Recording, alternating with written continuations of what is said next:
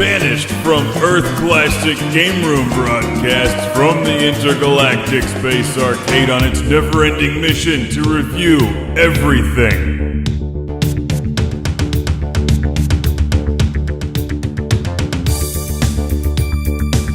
Oh, get off of me! I'm Wayne Gretzky. I'm the king.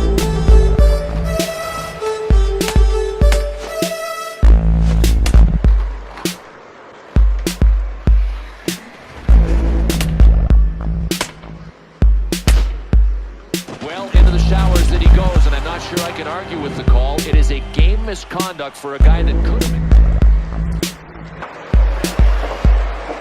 You get knocked out and messed up. Oh man, where did these hands come from? Oh my, did he ever level one? Welcome to Classic Game Room, where it's always time for hockey. This is NHL 14, which features the mighty Moose Jaw Sorcerers and players like Lord Carnage, Magic El Camino, and Lady Vectrex. Let's welcome her to the team. Oh, ow, oh, oh, you hit like a girl. Oh, very powerful.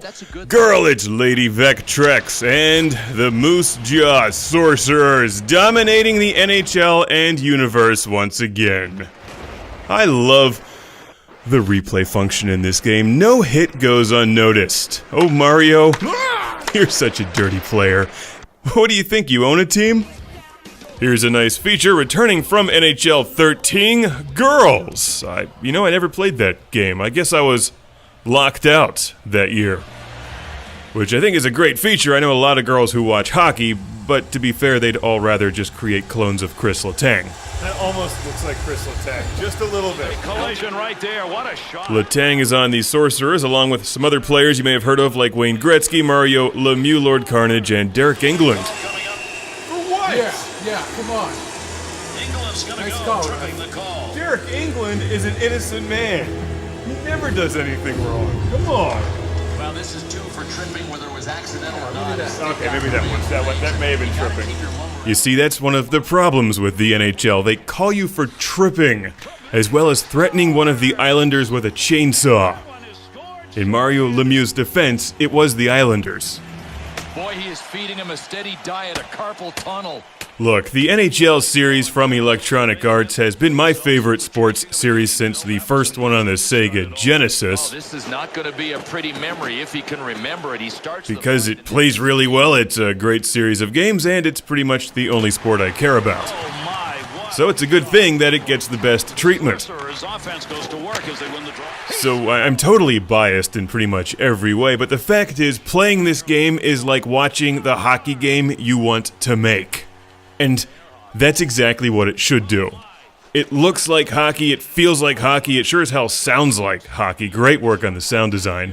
When you crush people into the boards, you feel it. And then there's the replay feature, which is really well designed, intuitive, and easy to use, providing hours upon hours of enjoyment. Alright, he looks like he's doing alright. Everything's fine. Here comes Orpik.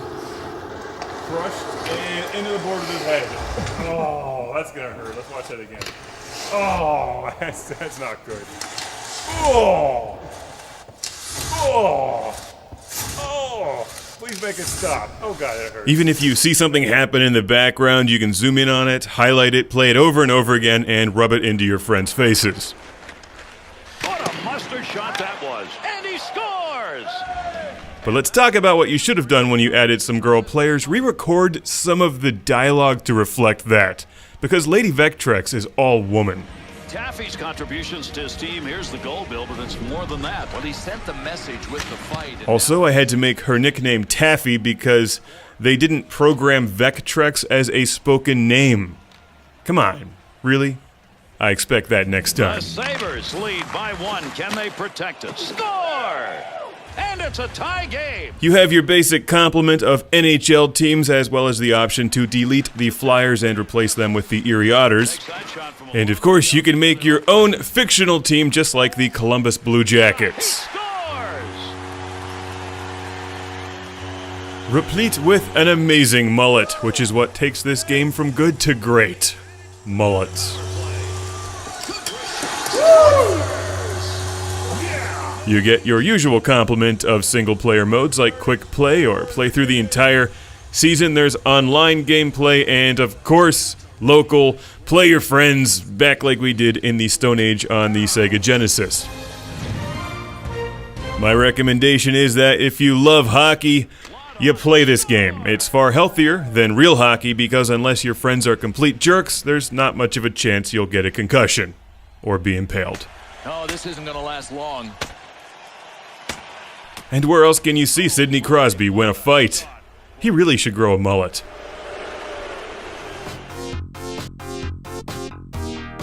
But wait, there's more. A new feature in NHL 14 is the NHL 94 Anniversary Mode, celebrating 20 years of NHL 94 awesomeness, regarded by many as the best hockey game ever. I guess I didn't really think too much about this feature the first time I saw it because I always play with NHL 94 controls. That's just what I've been used to for the past 20-some years. My favorite hockey game is NHL 91, which may be the game I've played more than any other video game ever. Here they come, 3-on-1 chance. The NHL 94 mode gives us some different music, a slightly different visual presentation with the old school stars and 16-bit font on the ice, as well as a more streamlined game with no offsides or penalties. I'm kind of surprised the Flyers are winning here, but the fact is, the Moose Jaw Sorcerers took all of the Penn's best players and left the Penguins with inferior clones. To Crosby. That's why they lost the Cup last year. It's supposed to be a big cover-up, but I'm breaking the news. He'll control the... Oh, what a shot! Scores! But fortunately, that's not a problem when you've got the Moose Jaw Sorcerers in NHL 94 mode, which is a nice feature, but you can basically make the game play like this anyway. Or you could just run out and buy a Sega Genesis and pick up a used copy of NHL 94 and play a lot of other great Sega Genesis games. But either way, NHL 14 is a terrific hockey game. There's room for improvement. We could use more flamethrowers and bodies floating beneath the ice, but maybe next year. Nearing the conclusion of this first period. In a hurry, he scores!